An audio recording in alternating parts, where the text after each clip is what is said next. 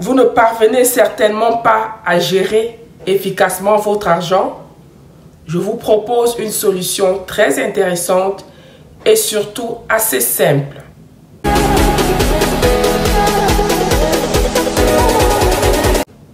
Bonjour et bienvenue sur l'amour en abondance. Mon nom c'est Christiane. Nous vous parlons ici de l'amour, du mariage et de l'amour véritable. Abonne-toi donc pour ne rien manquer. La méthode 50-30-20, c'est notre sujet du jour. La méthode 50-30-20 est une approche assez populaire pour gérer ses finances personnelles. Elle consiste généralement à répartir vos revenus en 3 catégories principales. Avoir vos besoins essentiels, vos envies et vos épargnes et investissements. Voici en quelque sorte comment fonctionne la méthode 50-30-20 et comment vous pouvez aussi l'appliquer. Je tiens à rappeler que cette règle a été mise en avant par Elizabeth Warren, excusez-moi je prononce en français, et sa fille. Dans l'un de ses ouvrages, Elizabeth est experte en finance et sénatrice américaine.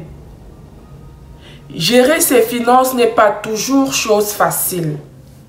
Réussir aussi à épargner avec un petit salaire peut sembler compliqué. Pourtant, il existe une méthode que chacun peut appliquer avec ce principe. Avec le principe 50-30-20, organisez votre budget efficacement et facilement, quels que soient vos revenus.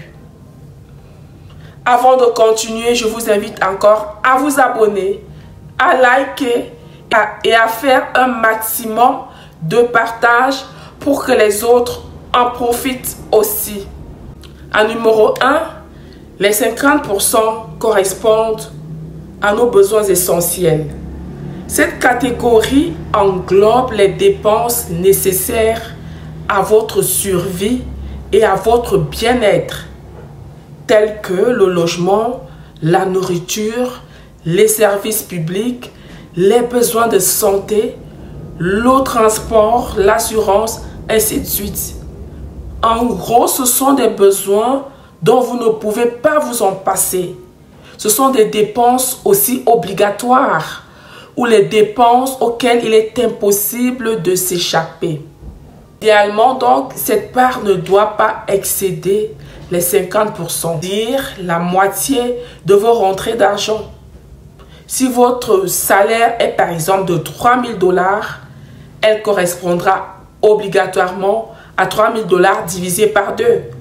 Si c'est 2 000 $, si c'est 2 000 $, 2 000 $ divisé par 2. Donc 1 000 $. Essentiel de budgéter avec soin ces dépenses pour vous assurer que vous disposez de suffisamment de ressources pour couvrir vos besoins essentiels. Très important les chers amoureux. En 2, les 30% sont pour vos envies. Ces 30% sont généralement destinés à des dépenses sur lesquelles vous pouvez agir ou vous pouvez vous en abstenir aussi. Oui, vous m'avez très bien entendu.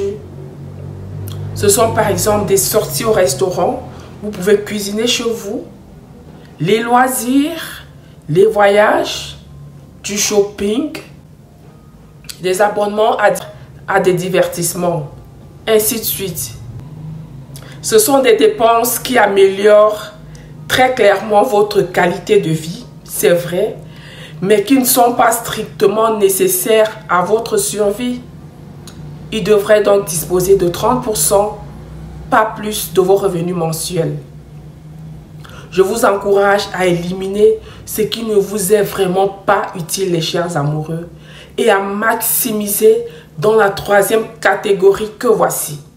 20% pour l'épargne et aussi l'investissement.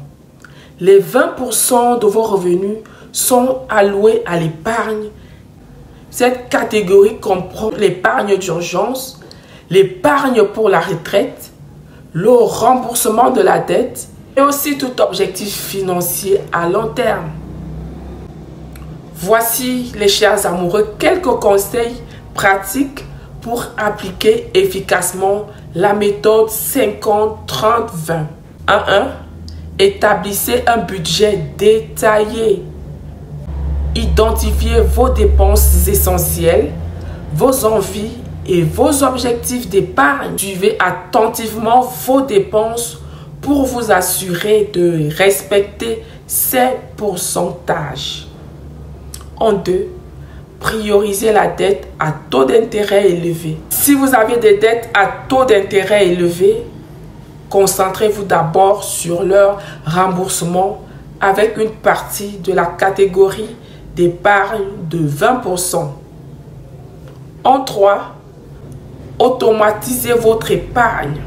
Configurez des transferts automatiques vers un compte d'épargne dès que vous recevez votre salaire.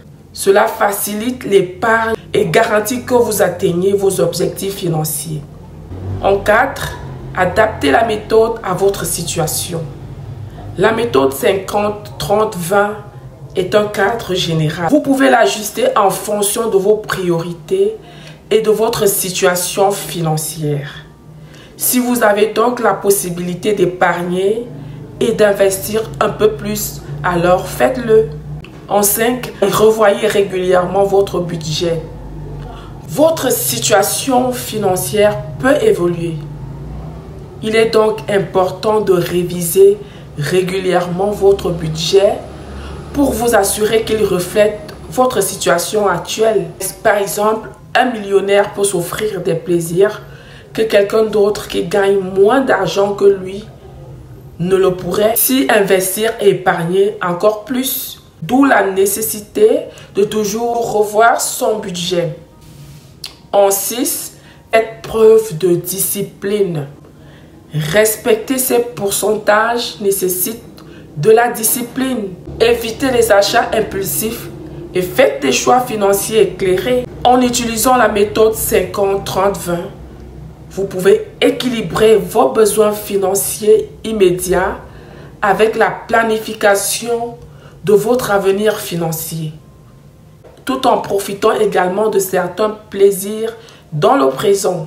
Elle offre une structure solide pour gérer vos finances de manière équilibrée et responsable. Merci de votre aimable attention et aussi je vous invite à regarder nos précédentes vidéos qui vous instruiront davantage sur le mariage. Likez si vous avez aimé, partagez, dites-nous en commentaire est-ce que vous en sortez dans la gestion de vos finances. Parlez-nous de vos méthodes et nous serons très enchantés de les connaître aussi.